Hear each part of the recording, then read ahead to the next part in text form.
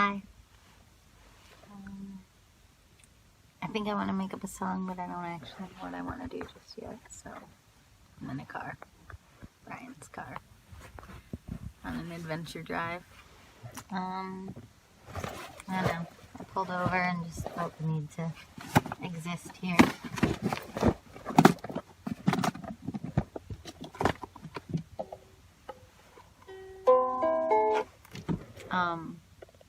Yeah. It's like a quaint little cemetery on the south side of Holland. Not like deep in the cemetery, but like the road's right there. I don't know. Just felt peaceful after driving. I was gonna get a second audio source, but maybe I will. I'm not really saying anything.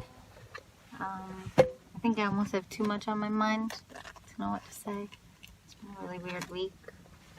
I haven't felt much like myself. And oops. Yeah. Okay, well, that's recording. There we go.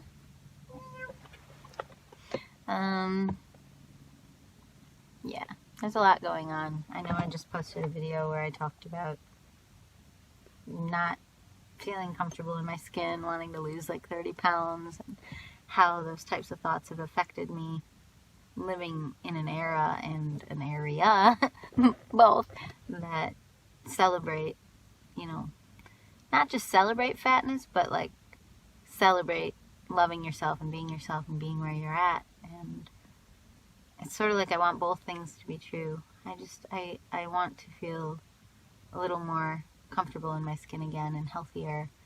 In other words, I want to wear baggy sweatshirts because I love wearing baggy sweatshirts, not because I'm feeling body dysmorphia, because I've been so many different sizes in my life.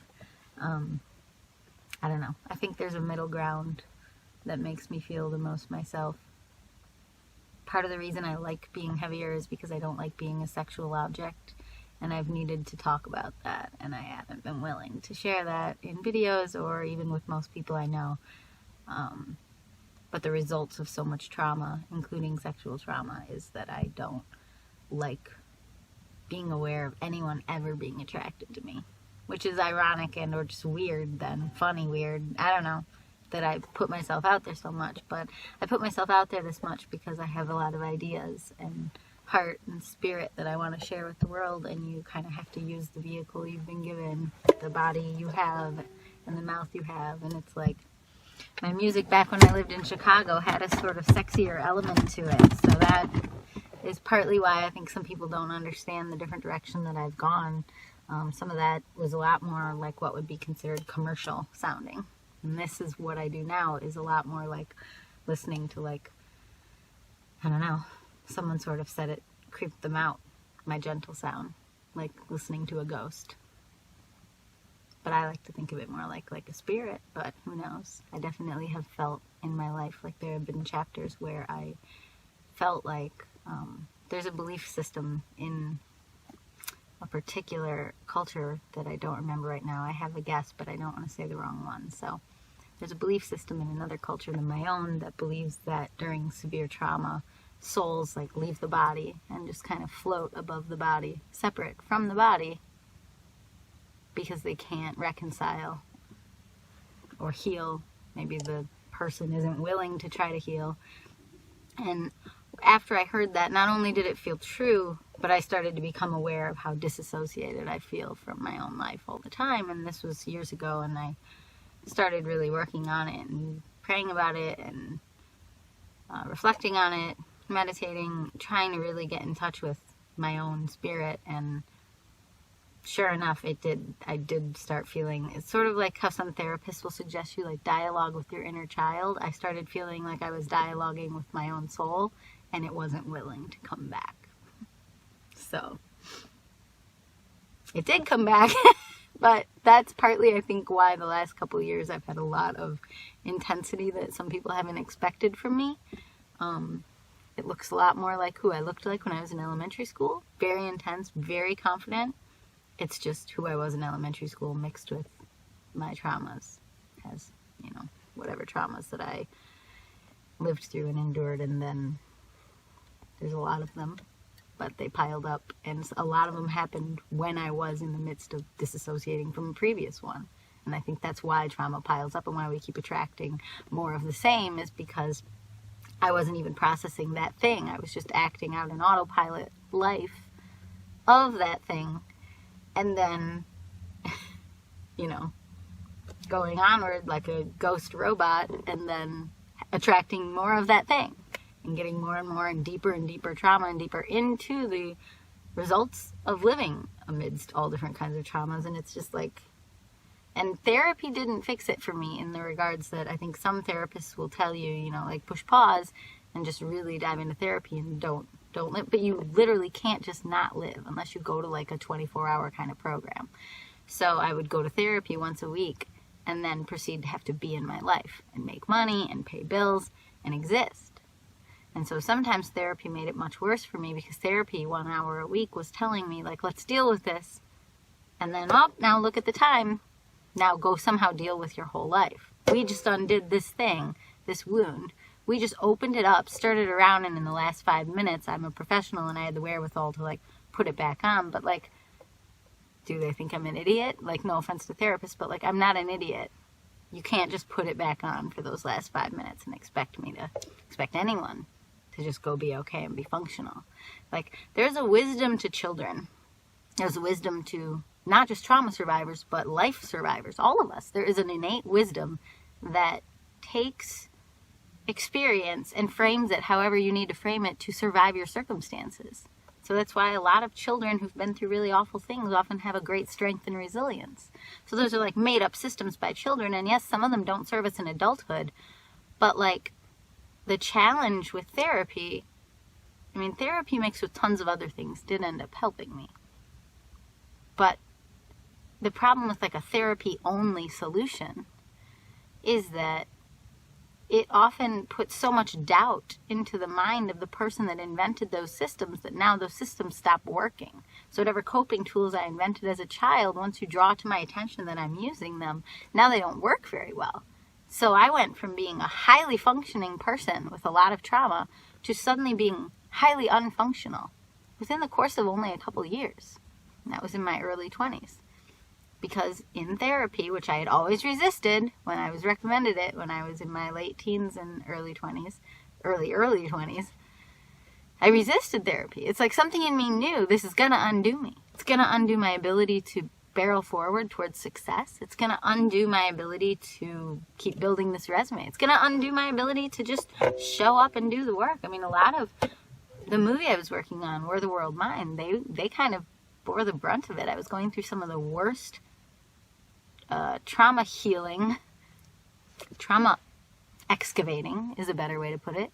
At the time I was trying to respond to this multi-million-dollar project asking me to meet these deadlines about these songs I had to finish or write the music out for. And by then I was completely unfunctional. I remember, I still regret this. I sent them an email one time and said, I can't care about, I don't know that I said it this way, but like basically said, I can't care about your deadlines. And like my life is falling apart. Like, and it was. I was probably feeling suicidal at the time. The amount of feelings I was enduring and how those feelings were rippling and upsetting my current life, even though what I was mostly analyzing with the therapist was past stuff, it's like it was upsetting my ability to function in the present. So it was a giant throbbing mess. So if you are someone who is resistant to therapy, if people have suggested it to you and it just doesn't feel right, I believe that's your intuition. I believe there's something in you that knows that it's not safe to crack open all of the systems maybe all at once. A therapist is just a human. They are a human oftentimes who had their own pain or still has their own pain. And they're not required or even allowed, I think, to divulge that to you. So for me, that model doesn't work because I don't trust you. I don't know you. I don't trust you. I don't know how to trust you. All I know for sure is that I'm paying you money and I'm your salary. I don't know your intentions. And so I would sense things in that relationship that would be some weeks good, some weeks off. But separate from whether or not you had the best intentions in the world, you were just a human too. And so you had days that you were off. Maybe you got in a fight with your husband that morning. Maybe you have totally different values than me, and I'm detecting that. And as I'm talking and you're telling me to share all, I'm detecting you reacting and then trying to hide your own values because you're supposed to be objective as a therapist, but I'm sensing it. So like there's so much about the therapy model that works only, in my opinion, in conjunction with other things. In my case, it's a faith in God, and that has nothing to do with going to church. I do not go to church. I'm not anti-church, but I have never found one that meets my needs in the way a couple that I had in the past did. And I've looked. There's a lot of systems inside of churches that are just as challenging for me as therapy and bring up issues that have nothing to do with the healing I'm trying to receive or attain. So I have also personal systems. So like if you're a creative person and you need a personal type of therapy that feels more constructive than just let's dig into your past or analyze every feeling. If you're creative, read anything by Julia Cameron ever. The Artist's Way is the number one that people recommend, but I started with a book called The Right to Write, and it's just, I don't know. There's something about someone who believes in therapy that understands that art has existed much longer than therapy. Art has existed for all time, and people use creativity and expression to heal and convert their own pain. And that's what I tend to do. That's what these videos are. That's why I make up songs. I feel things that I don't understand, and then I try to work with them. And I use almost all my free time for this, except for watching a lot of Asian dramas, mostly like K-dramas, Korean lately. Oh no, I went through a phase it was mostly Chinese shows. I think it started with watching Terrace House, which is Japanese. That's like a reality show. Whatever. I'm curious about other cultures' values, and that's what I do for fun. And I like a lot of those values a lot better than the ones I was brought up on. Competition, capitalism, consumerism, go out and be something, move all far away from your family, insanely far, and go be something in the world, make something of yourself, which is measured by how far away did you move and how big is the city you moved to and how cool does it look on your resume and how much does it impress people. Those are the values I was kind of raised on, and it's disgusting. No offense to my parents, we all drank the Kool-Aid. It's part of our culture. I think it's a European culture. I've had some people call it either a white supremacist culture or, it's capitalist culture, like a patriarchy culture. I've heard lots of different things, and I don't like labeling things, but I see it. I know what it is, and I see it, and it's a throbbing thing that is very opposite of these shows I watch where I learn other values and see just sort of like people just do their chores and show up for their family and fight against ways that their family wants to take those values and cultures so far that they like say you have to marry this person, and then it's like, what? No, that's ancient. We don't do that anymore. So like it's not like it's completely opposite, but anyway. Oh yeah, I am parked in a cemetery 1 block off the road, and I saw someone coming by. I'm like, oh, it's a groundskeeper. Whoops. I don't know if I should just be sitting here. That is an example of something I never in a million years would have admitted on a video because it's very weird, but like, it's not like I go hang out in cemeteries, but I'll bet some people do. They're very peaceful. I know people who take walks in cemeteries, not to visit a specific person, but because it's helpful to meditate on reality. I went through a long phase of writing songs about death. I think it was right around when I felt like my soul kind of re-entered me. And if that is weird to you, then that's me. I am weird. And the thing is, I'm not alone. I think I used to feel like I was alone in being weird because everyone around me wasn't weird. And then I realized not only are so many people so much weirder than me, I just didn't want to be weird. Like what I'm saying isn't that weird compared to what's weird in the world. But I just didn't ever want to be weird. But it just is what I believe. I don't know. I also talk to imaginary people. Well, more as like a mental exercise. So like heal things. I'm not about to ramble about that right now. I didn't even mean to turn this into a talking video. This is supposed to be a song. I guess I don't really care anymore what anything is ever, so I'm just kind of like, well, supposed to be a song, what does that even mean? Oh yeah, I have a tuner in here. And I lost the battery. Okay, so I need a new battery, and this will just be out of tune. I'll use my ear. Oh! I'll use my keyboard to tune.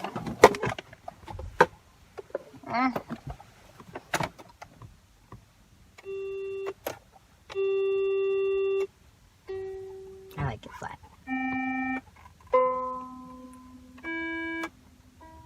That's the one.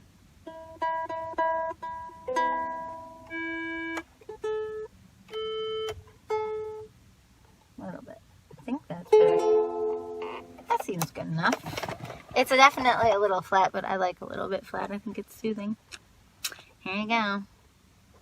I don't know why I said here you go. This could be crap. I mean, I think a lot of my songs are just meandering, just the same as me talking, but I've had people tell me to leave it and not edit it, and it just is what it is, and that it's helpful as is, and that there's enough slick and polished stuff in the world, and that I should just take comfort and confidence in doing what it is I feel compelled to do, which is this. But I don't feel comfortable and competent, both, when it comes to like being a brand or a channel or anything like that. But maybe that's part of this, which is admitting that to you. And maybe those people who are super slick and polished and trying to get your subscribes all the time, subscribe, subscribe, subscribe, subscribe. Here's an autoplay video that'll tell you should subscribe, and it'll keep autoplaying until you subscribe. And they try to make it funny, and they try to make it this, and they try to make it that, and they get the one more like. And it's like, how does that like then or subscribe even feel good? Because you worked so hard for it. It's like begging someone to be your friend. It's like, then you're not going to feel like they really want to be your friend, are you? I don't know. I mean, I know I have 88 subscribers, and I was about to say, and I know they all want to be here, but no, I would bet most of them aren't ever here, and they just subscribed a long time ago. I'm like, cool, thanks for leaving your like or your subscribe. I'm very unpopular. It was very hard to come to terms with that. I've always wanted to be one of the popular kids. I think I've been obsessed with the word cool for a long time. I wrote that poem, Cool Kid Suicide. I gotta post that, or post a reading of it with some background music or something, so that someone would know what I'm referring to. It's on my Instagram, I think, and my blog, jessicaintherainbow.com, and then click blog, and it's right at the top.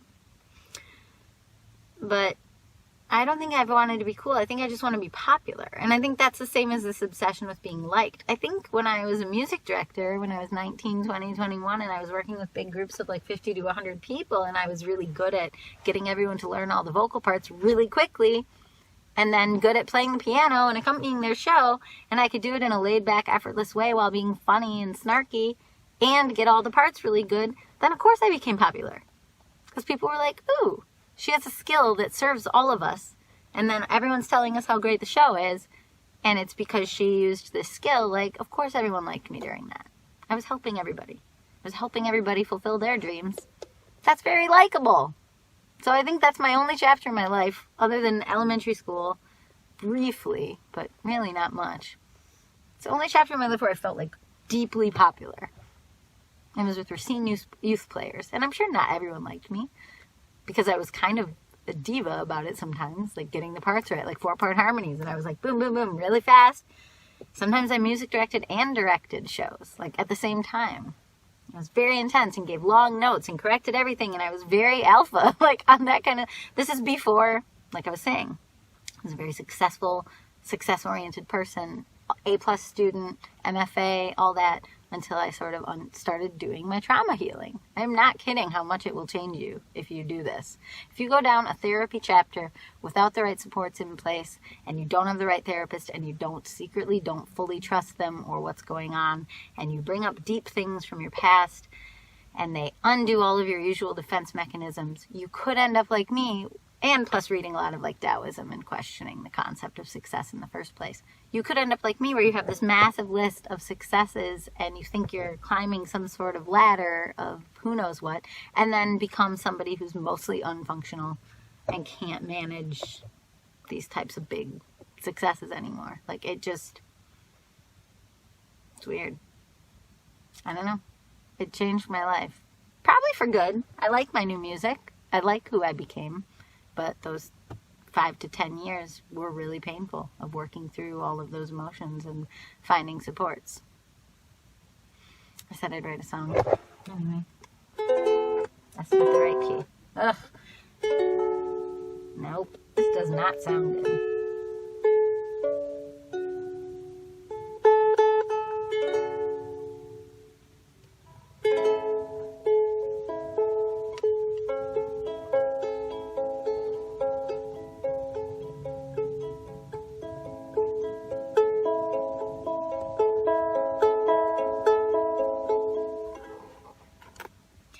Wherever you go, whatever you do, all of this world inside you will make you feel great, make you feel small, make you feel like you've haven't done all you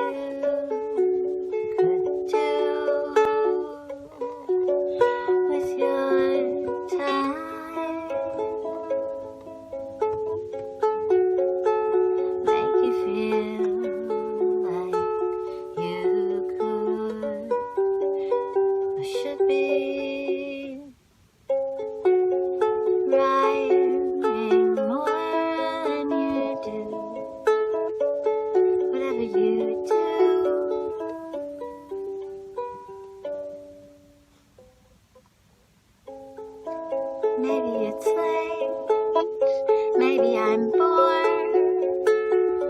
This whole world feels like a chore to me. And maybe I know things I didn't know before.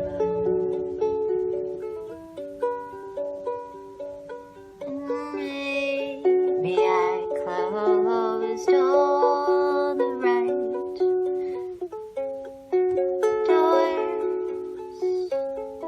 for me to close, and maybe I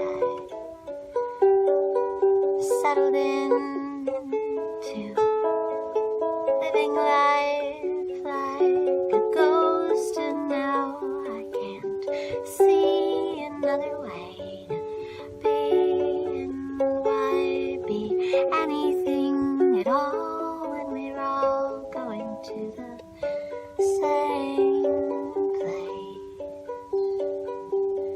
to the same place. A little later on in the game, I don't know if it's sane to assume you could go at any time, so why not live like you could go at any time? Try to put forth who you really are, like you will on your deathbed, if you even get that far, 'cause even a deathbed would be kind of a kind way to end. And I know I may not get that time to be a friend to myself later on in the game. Maybe from all the meds, or maybe from all the dementia I'll have to endure when I'm older, if I'm lucky to get older, to get to feel and know things when I'm older, and not just lose all this time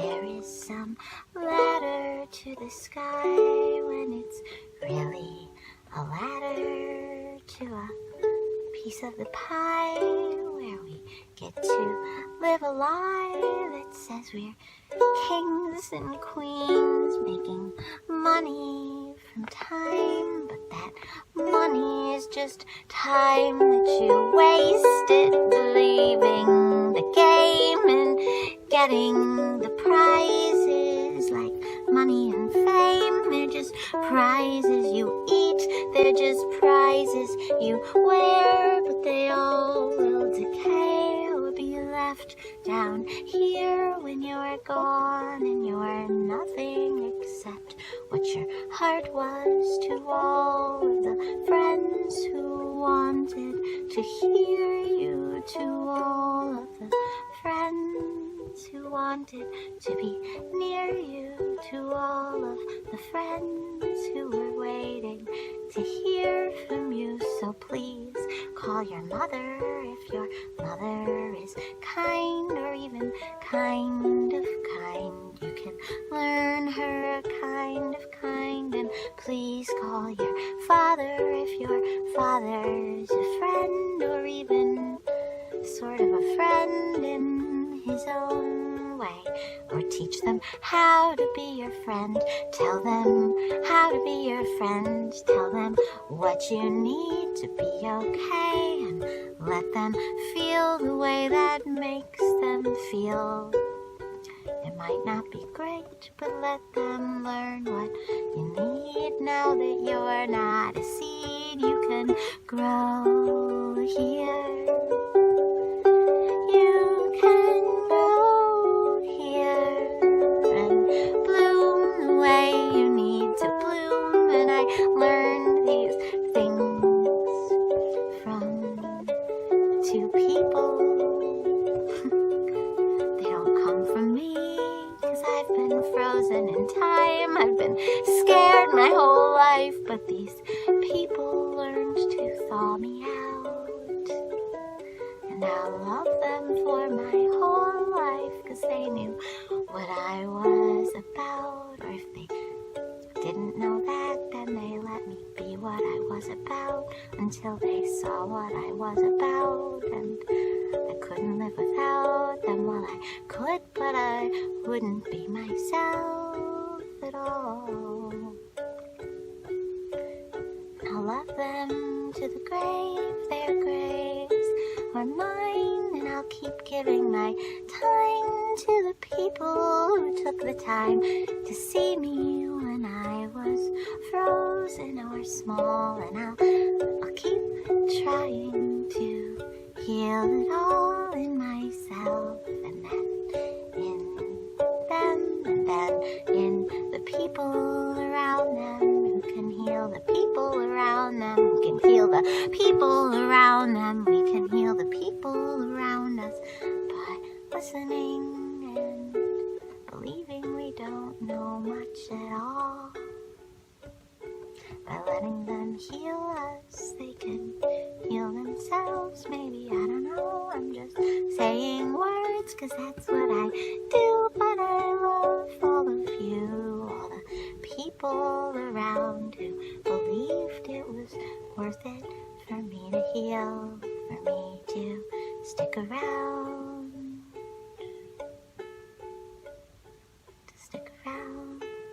here. I'll try to stick around here. I hope you'll stick around here. You can get through things you fear. You can get through things you fear. Put your hand on your heart and just let the world teach you who you are.